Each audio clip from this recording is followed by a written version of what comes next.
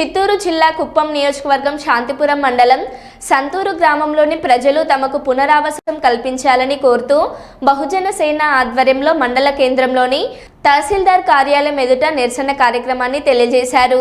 ఈ కార్యక్రమానికి ముఖ్య అతిథిగా బహుజన సేన రాష్ట్ర అధ్యక్షులు చందు విచ్చేశారు। తహసీల్దార్ కార్యాలయం ఎదుట బాధిత కుటుంబ సభ్యులు, బహుజన సేన సమత సైనిక దళ సభ్యులు ఆవాసం కోల్పోయిన వారికి పునరావాసం కల్పించాలని నినాదాలు చేశారు।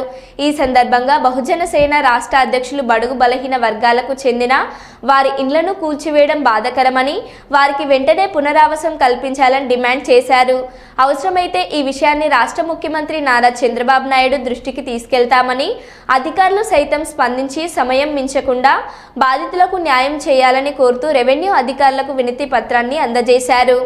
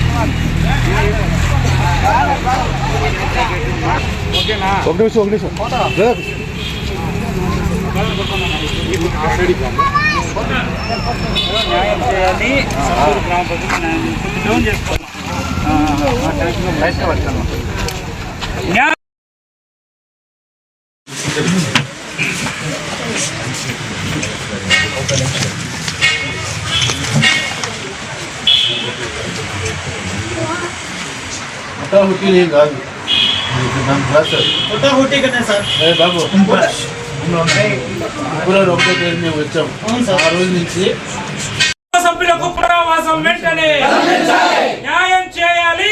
సంతూరు గ్రామ ప్రజలకు న్యాయం చేయాలి। సంతూరు గ్రామ ప్రజలకు న్యాయం చేయాలి। సంతూరు గ్రామ ప్రజలకు నేల కూల్చిన సంతూరు గ్రామ పేద ప్రజలకు పునరావాసం వెంటనే పునరావాసం వెంటనే పునరావాసం వెంటనే న్యాయం చేయాలి। సంతూరు గ్రామ పేద ప్రజలకు స్పందించాలి రెవెన్యూ అధికారులు వెంటనే స్పందించాలి రెవెన్యూ అధికారులు వెంటనే స్పందించాలి రెవెన్యూ అధికారులు వెంటనే న్యాయం చేయాలి। సంతూరు గ్రామ పేద ప్రజలకు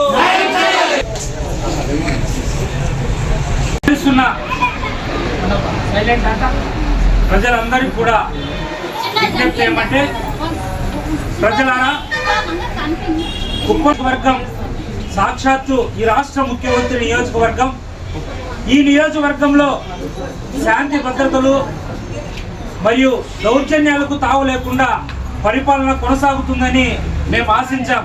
ఆ రకంగానే ఓట్లు కూడా వేశాం। మరి కల్పించాలి పేద ప్రజలకు పునరావాసం వెంటనే కల్పించాలి పేద ప్రజలకు పునరావాసం వెంటనే స్పందించాలి రెవెన్యూ అధికారులు వెంటనే స్పందించాలి రెవెన్యూ అధికారులు వెంటనే స్పందించాలి రెవెన్యూ అధికారులు వెంటనే స్పందించాలి రెవెన్యూ అధికారులు వెంటనే స్పందించాలి రెవెన్యూ అధికారులు వెంటనే ఇప్పుడు చెప్పినారు మీరు ఇందాక, ఇప్పుడు మీరు చెప్పినారు దాని ప్రకారం గణేష్ నేను మీకు చెప్పాను, నాకు రిమైనింగ్ ఇవ్వండి। మేము ఈ స్థలాల్లో ఇప్పుడు ఉండే వాళ్ళు ఉన్నారు దీంట్లో, మీరు దాంట్లో మీరు రికమెండ్ చేసుకొని, ఇప్పుడు మీరు అన్నారు సార్ నేను పోయి ముఖ్యమంత్రి నుంచి చేసుకొస్తామని, తప్పకుండా వచ్చింది అంటే వాళ్ళ స్థలాల్లో వాళ్ళకి మేము పట్టాలు ఇస్తాము। ఆ లేని వాళ్ళు ఆ ఇద్దరికి వచ్చి ఎక్కడ మేము ఐడెంటిఫై చేస్తామో దాని ప్రకారం మేము ఇస్తాము, ఖచ్చితంగా మేము చేస్తాం। చెప్పాను నిన్న సీఎం కేసీ గారి నుంచి అక్కడి నుంచి మాట్లాడుతూనే తప్పకుండా మేము లైవ్ ఉంచి ఆయన దృష్టి కింద ఫోటోలు గీటోలు అన్నీ కూడా సీఎం కేసీలో పెట్టేసి ఇంటికి వేసి ఇచ్చి సరే లెటర్ కూడా ఇచ్చి లైవ్ ఉంచి నేను దీన్ని నెగిటివ్ కోణంలో తీసుకొని ఇక్కడ చాలా కూల్చైనారు, అయిపోయింది, ఆడొచ్చి అడ్డుకోలేము, మేము ఆపలేము, అయిపోయిన తర్వాత ఎలాంటి ప్రతిచర్యలు తీసుకోవాలనే ఉద్దేశంతోనే, సహాయక ఉద్దేశంతోనే ఇక్కడికి వచ్చినాం సార్। లేకుంటే కదా సార్ అది మామూలు పేదోళ్ళు ఇల్లు అయితే మామూలు ఇక్కడే కదా సార్, ఎక్కడైనా సరే సార్ చాలా చౌకగా చేయాలి సార్। ఒకరు పేదలకు పోయినా వేరే వీళ్ళందరికీ సమాధానం తెలిసిందే సార్।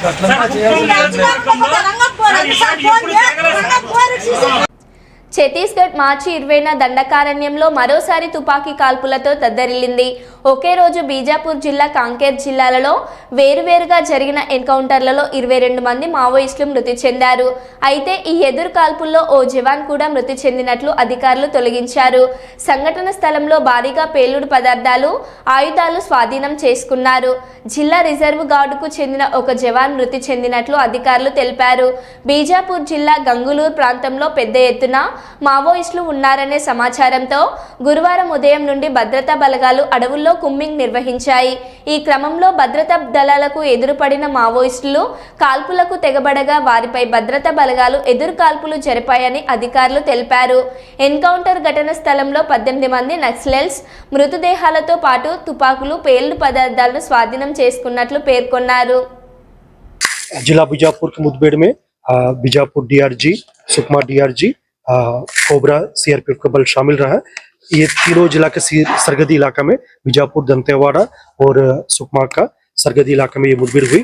आमतौर पर इस क्षेत्र में पश्चिम बस्तर माओवादी डिवीजन कमेटी का और पीएलजी कंपनी नंबर 2 का उपस्थिति रहते हैं। अभी शनाख्ती कार्रवाई बाकी है। अब तक कुल 18 माओवादियों के डेड बॉडी रिकवर किए गए थे। इस मुठभेड़ के दौरान हमारा बीजापुर डीआरजी के एक जवान का भी वीरगति हो गई, उनका शहादत हो गई। इसके बावजूद सुरक्षा बल द्वारा लगातार भी इलाका में घेराबंदी और सर्चिंग जारी रखा। दूसरी ओर कांकरियम नारायणपुर के सीमावर्ती इलाका में उत्तर बस्तर डिविजनल कमेटी, मार डिविजनल कमेटी और पीएलजी कंपनी नंबर 5 के माओवादी की उपस्थिति का सूचना पर कांकर डीआरजी एवं बीएसएफ का बल अभियान के लिए रवाना किए गए थे।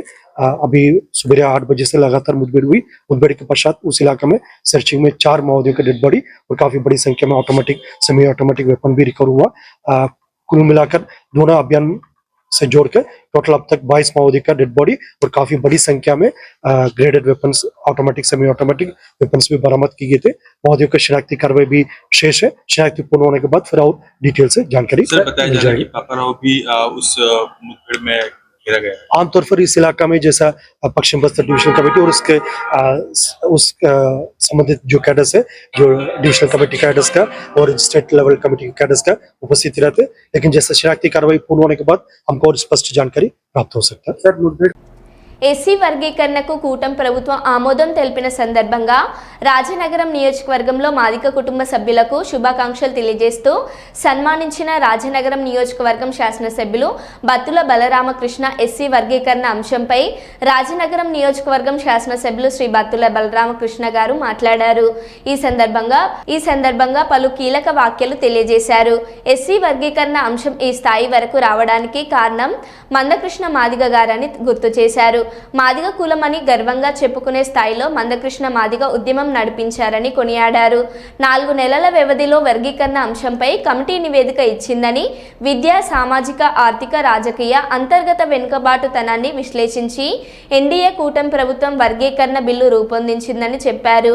ఎస్సీ వర్గాల్లో ఉన్న లోటుపాట్లు సవరించి వర్గీకరణ అమలు చేసేలా రాష్ట్ర ప్రభుత్వం కృషి చేసనుందని, ఎస్సీ వర్గాల్లో ఉన్న లోటుపాట్లు సవరించి వర్గీకరణ అమలు చేసేలా రాష్ట్ర ప్రభుత్వం కృషి చేయందని స్పష్టం చేశారు. నా పేరు ముప్పనపల్లి రాజు, దివాన్చెరు. గతంలో ఎంఆర్పిఎస్ తరపు నుంచి రాజానగరం మండలం యువసేన అధ్యక్షుడిగా పనిచేశాను కొత్తపల్లి రఘు గారి ఆధ్వర్యంలో. చేసిన తర్వాత కూడా చాలా బాధసారదలు, కేసులు, చాలా నష్టాలు కలిగి ఉన్నాం. అప్పుడు తర్వాత వైఎస్ఆర్సీపీ ప్రభుత్వం వచ్చిన తర్వాత కూడా ఎంఆర్పిఎస్ మీటింగ్ ఎక్కడ కండక్ట్ చేసినా జగన్మోహన్ రెడ్డి మీటింగ్లు అడ్డుకోవడం, ఆ ఎంఆర్పిఎస్ మీటింగ్ అనేది జరగకుండా చేయడం, వర్గీకరణకి ఎక్కడా కూడా మద్దతు ఇవ్వలేదండి ఆయన. దాని నిమిత్తం ఆ సామాజిక వర్గంలో ఉన్న నాయకులందరూ కూడా, జిల్లా నాయకత్వం, స్టేట్ నాయకత్వం కూడా చాలా అసంతృప్తితో ఉండేది. ఆ టైంలో బడుగు బలహీన వర్గాలకి ఆశాజ్యోతిగా కనపడిన ఒకే ఒక పేరు పవన్ కళ్యాణ్ గారు, డిప్యూటీ సీఎం గారు పవన్ కళ్యాణ్ గారు. ఆయన భావజావాలు అందరికీ తెలిసిన విషయమే.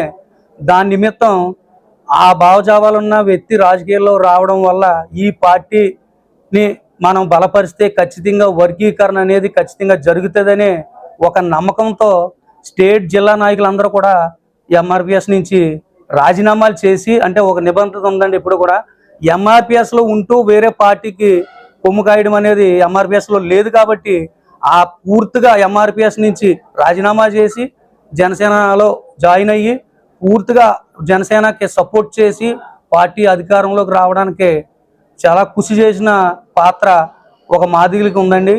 దానివల్ల అధికారంలోకి రావడం, ఈ నియోజకవర్గం నుంచి బలరామకృష్ణ గారికి సీట్ రావడం, ఆయన భావజావాలు కూడా పవన్ కళ్యాణ్ గారికి దగ్గరగా ఉండడం, దాని నిమిత్తం ఈ నియోజకవర్గంలో చిన్న మండల నాయకులు, లోకల్ నాయకులు కూడా ఈ పార్టీలో జాయిన్ అయితే రేపు పొద్దున్న మనకి ఏదైనా మంచి జరుగుతుందని జనసేనలో జాయిన్ అవ్వడం కూడా జరిగింది. అదేవిధంగా అధికారంలోకి వచ్చిన తర్వాత కూడా పుష్కరవనం అనే మా దివాన్ చెరువులో గ్రామంలో ఉందండి. అది వాకింగ్ ట్రాక్ రెడీ చేశారు. ఇప్పుడు గత ప్రభుత్వం కాకముందు అంతకు ముందు చంద్రబాబు నాయుడు ప్రభుత్వంలో అది రెడీ అయింది.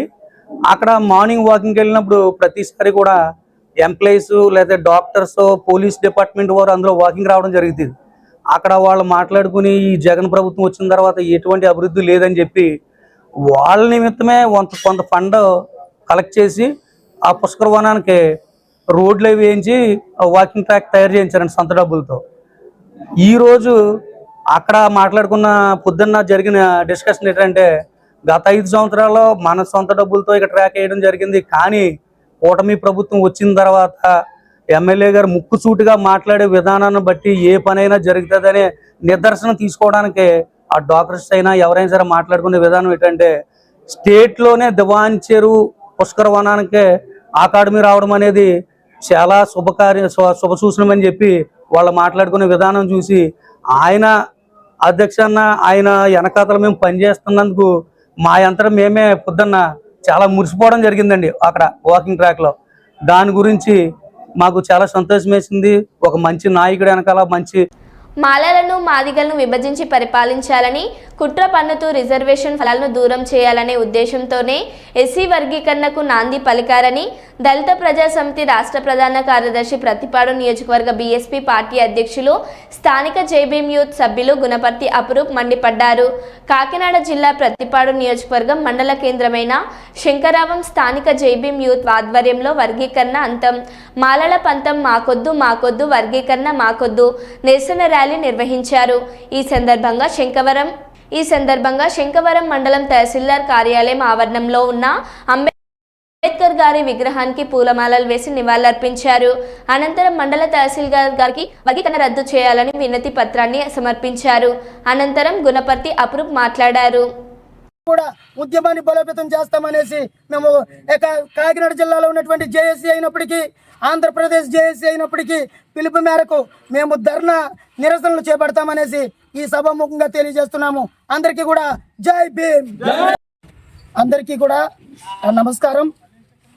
నిన్న ఏదైతే అసెంబ్లీలో వర్గీకరణ చేస్తూ అమలు చేస్తూ బిల్లు ప్రవేశపెట్టినటువంటి సందర్భాన్ని బట్టి ఈరోజు రాష్ట్రమంతటా కూడా మాలలందరూ కూడా రోడ్డెక్కి ఎన్నో నిదర్శనాలు చేస్తున్నారు. ఈ నేపథ్యంలో కాకినాడ జిల్లా శంకవరం స్థానిక జేబీఎం యూత్ ఆధ్వర్యంలో నిరసన ర్యాలీ చేపట్టడం జరిగింది. ఈ నిరసనలో వర్గీకరణ మాకొద్దు అంటూ నినాదాలు చేస్తూ, మాలల పంతం వర్గీకరణ అంతం అంటూ నినాదాలు చేస్తూ ఈరోజు ర్యాలీ నిర్వహిస్తూ స్థానిక ఎంఆర్ఓ గారు అయినటువంటి వారికి వినతిపత్రం సమర్పించడం జరిగింది. ఒకటే విషయాన్ని గమనించాలి, వర్గీకరణ అంటున్నారు. వర్గీకరణ వల్ల మాదిగలు ఎక్కడా కూడా బాగుపడాలనేసి మేము స్పష్టంగా తెలియజేస్తూ ఉన్నాము.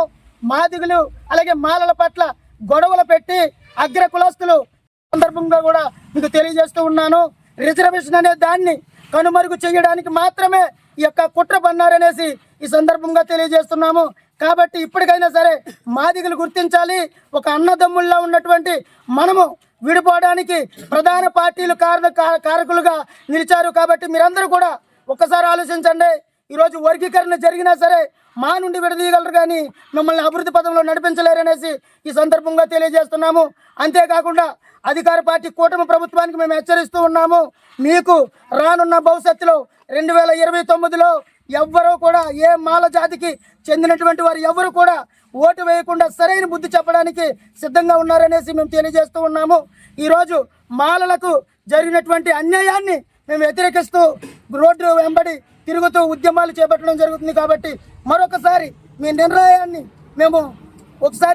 మేము తెలుసుకోవాల్సిందిగా కోరుతున్నాం. కాంగ్రెస్ ప్రజాప్రభుత్వం ప్రతిష్టాత్మకంగా నిరుద్యోగ యువత కొరకు చేపట్టిన రాజీవ్ యువ వికాస పథకాన్ని అర్హులైన నిరుద్యోగులు దరఖాస్తు చేసుకోవాలని పరకాల శాసనసభ్యులు శ్రీ రేవూర్ ప్రకాష్ రెడ్డి గారు కోరారు. గురువారం హన్మకొండ భవానీనగర్ ఎమ్మెల్యే గారి నివాసంలో పరకాల యువజన కాంగ్రెస్ అధ్యక్షులు శ్రీ మాదాసి శ్రీధర్ గారి ఆధ్వర్యంలో నిర్వహించిన రాజీవ్ యువ వికాసం పథకంపై అవగాహన కార్యక్రమానికి ముఖ్య అతిథులుగా పరకాల శాసనసభ్యులు శ్రీ రేవూర్ ప్రకాష్ రెడ్డి గారు పాల్గొన్నారు. ఈ సందర్భంగా ఎమ్మెల్యే గారు మాట్లాడారు. మొదలు పెడితే ఆయిల్ ఇంజన్ దగ్గర మొదలు పెడితే ఆయిల్ ఫామ్ పంట దగ్గర మొదలు పెడితే చాలా ఉన్నాయి. గేదెలు కావచ్చు, ఆవులు కావచ్చు, డైరీ ఫామ్ కావచ్చు, కొడుకుల వ్యాపారం కావచ్చు, చేపల వ్యాపారం కావచ్చు, మేకల పెంపకం కావచ్చు, పాల వ్యాపారం కావచ్చు, పోల్ట్రీ ఫామ్ కావచ్చు, గొర్రెల పెంపకం కావచ్చు, ఎయిర్ కూలర్ల రిపేర్ కావచ్చు, స్టీల్ సామాన్ల వ్యాపారం, ఆటోమొబైల్స్ మొత్తం ఉన్నాయి. చూడండి ఇవన్నీ కావాలంటే తెలుసుకుంటారు. నేను చెప్పాను ఇంతకుముందు 35 సంవత్సరాల వరకు 35 సంవత్సరాలు అని కరెక్ట్ కాదు, కానీ 35 సంవత్సరాలు మీరే ఒక పునాది ఏర్పరచుకునే అవకాశాలు ఈ ప్రభుత్వము రేవంత్ రెడ్డి గారి యొక్క నాయకత్వంలో, బట్టి విక్రమార్క గారి యొక్క నాయకత్వంలో కల్పిస్తుంది. దీన్ని ఎంత మట్టుకు మీరు సక్రమంగా ఉపయోగించుకుంటారనేది కూడా అవసరం. అందులోంచి మీకే అప్పచెప్తున్న ఈ బాధ్యత రాజీవ్ యువ వికాసానికి సంబంధించి సెలక్షన్ ఆఫ్ పేర్లు ఫస్ట్ ప్రియారిటీ అవునన్నా కాదన్న మన వాళ్ళే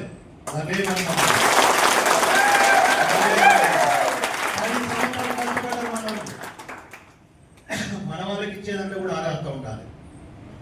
అంతేగాని ఉద్యోగస్తుల కుటుంబాలకు లేకుంటే బలిసిన వాళ్ళకు వ్యాపారస్తులకు ఇచ్చి మనవాడు ఇద్దాం సార్ అంటే మాత్రం మీరు భద్రం అవుతారు. 3 అంశాలు చెప్పాను, మీరు మర్చిపోయి ఉంటారు కానీ నేను మర్చిపోలేను కూడా. నేను అందులోంచే జాబ్ మేళా అనేది వాస్తవంగా 4 నెలల కిందనే మాట్లాడాను. ప్రతి గ్రామం నుండి కూడా 1000కి 10 మంది యువకుల యొక్క వివరాలు తెప్పించాను. వాళ్ళ యొక్క ఎడ్యుకేషన్, వాళ్ళ అదేవిధంగా వాళ్ళ కులం, వాళ్ళ వయస్సు, వాళ్ళకి ఏ దాని మీద ఇంట్రెస్ట్ పాటుగా యువతకు ఉపాధి అవకాశాలు కల్పించాలి. ఉన్న వనరులలో ఎంత మటుకు మనం కల్పించగలుగుతామని చెప్పి ఒక ఆలోచన చేసి ఈరోజు బడ్జెట్లో అవసరం ఉంటే ఇంకా పెంచుతారు. ఇవాళ బడ్జెట్లో 6 లక్షలే కోట్లే ఒక పరిశ్రమని కాకుండా ఇవాళ ఉన్న పరిస్థితులలో, ఆర్థిక పరిస్థితులలో ఇప్పుడు 6,000 కోట్లు దీనికి ప్రత్యేకంగా కేటాయించడం జరిగింది. ఇప్పుడు ఆర్థిక పరిస్థితులు పెంపొందించడానికి కూడా అన్ని విధాలా కృషి చేస్తున్నది మన ప్రభుత్వం.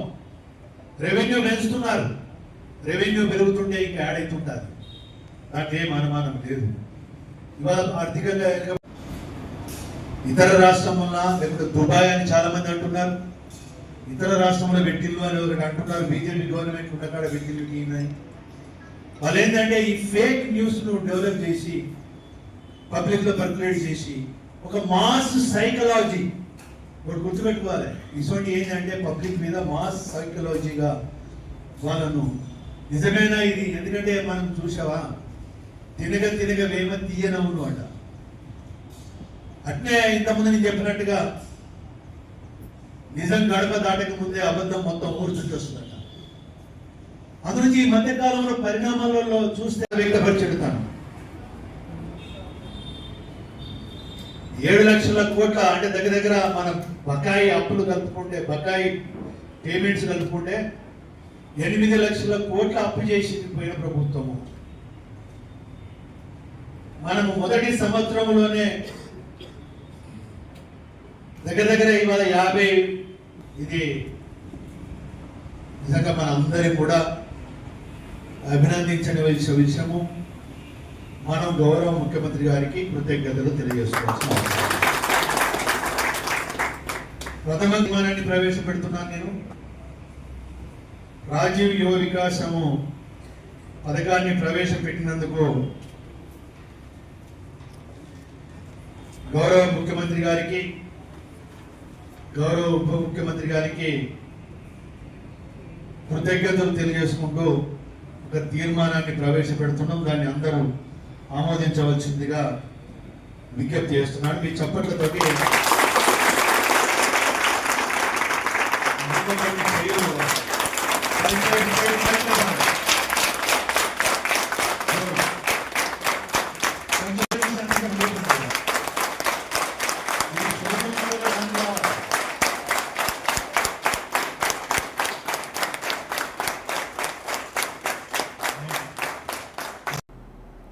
మంచిర్యాల జిల్లా కేంద్రంలోని ప్రభుత్వ బాలుర పాఠశాలలో 10వ తరగతి పరీక్షను 2 గంటలు ఆలస్యంగా నిర్వహించిన సిబ్బంది పరీక్ష కేంద్రానికి తెలుగు పేపర్కు బదులుగా హిందీ పేపర్ తీసుకొని రావడంతో 2 గంటలు ఆలస్యంగా పరీక్ష నిర్వహిస్తున్నట్లు సమాచారం.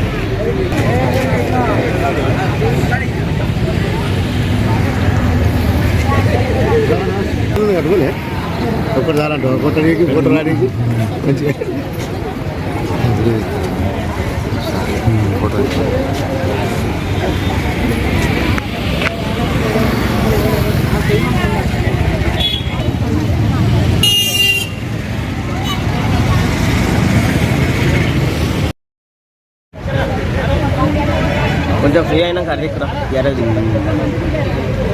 అన్న ఫ్రీ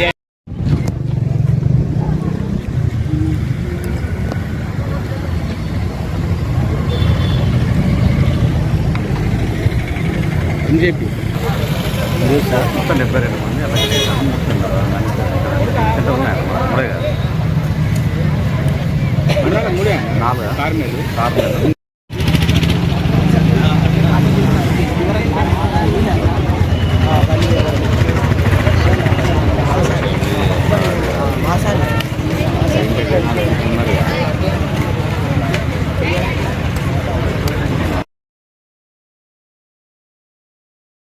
కాకినాడ జిల్లా గండపల్లి మండలం మురారి గ్రామ ఉప సర్పంచ్ టీడీపీ యువ నాయకుడు జాస్తి వసంత్ మురారి గ్రామం నుండి అన్నవరం శ్రీ సత్యదేవుని సన్నిధికి పాదయాత్ర చేపట్టారు.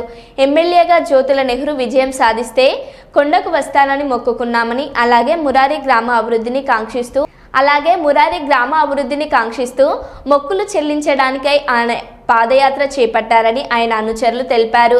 జగ్గంపేట నియోజకవర్గం నుండి ప్రతిపాడు నియోజకవర్గంలో పాదయాత్ర చేరికగోనే ప్రతిపాడు మండలం ధర్మవరం వద్ద టీడీపీ నాయకులు బస్వ వీరబాబు, వెన్న శివ, భూపాలపట్నం ప్రసాద్, యాళ్ల జగదీష్, ఎర్రబత్తుల గోవింద్ నాయుడు, బొదిరెల్ల సుబ్బారావు, అంబటి బుజ్జి, పంచాది వీరబాబు, బొల్లు మనోజ్ తదితరులు ఘనస్వాగతం పలికి పాదయాత్ర విజయవంతం అవ్వాలని ఆకాంక్షిస్తూ సంఘీభావం తెలిపారు.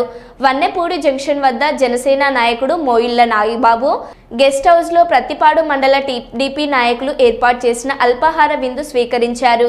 అనంతరం పాదయాత్ర పునఃప్రారంభించి సాయంత్రం అన్నవరం శ్రీ సత్యదేవుని దర్శించుకుని మొక్కులు చెల్లించుకుంటున్నామన్నారు.